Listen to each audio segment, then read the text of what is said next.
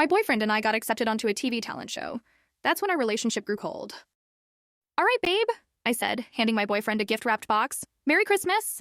He excitedly tore off the wrapping to reveal the surprise I'd been hinting at. An old silk top hat with a beaten red band. It hadn't been easy to find. I love it, he cried, placing the hat atop his head. I tried not to laugh. It's just what I needed.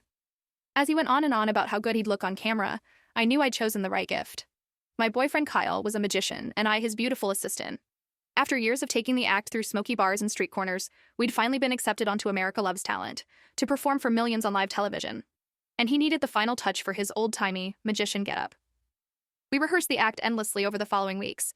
He wanted every detail to be *perfect*. I knew the routines by heart, but he began finding fault in every inconsequential thing.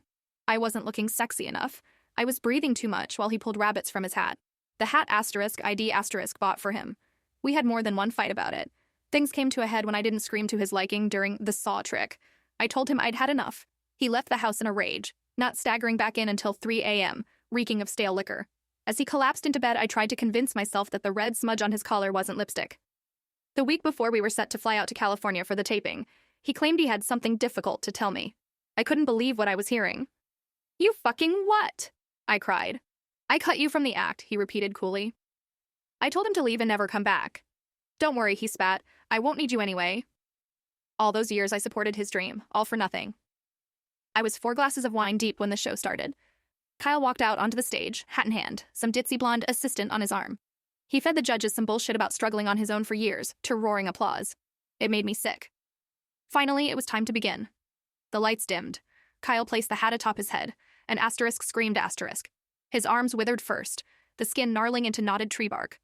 Next came the eyes, melting from their sockets as lumps of steaming coal emerged in their place.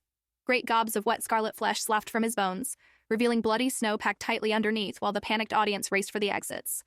His legs had just begun to crumble into dust as the broadcast cut to black. I smiled at my reflection in the screen. Please, such a simple charm had been so effective. Kyle's magic was a bunch of parlor tricks, but there was real magic in the world, like in the old silk hat I'd found.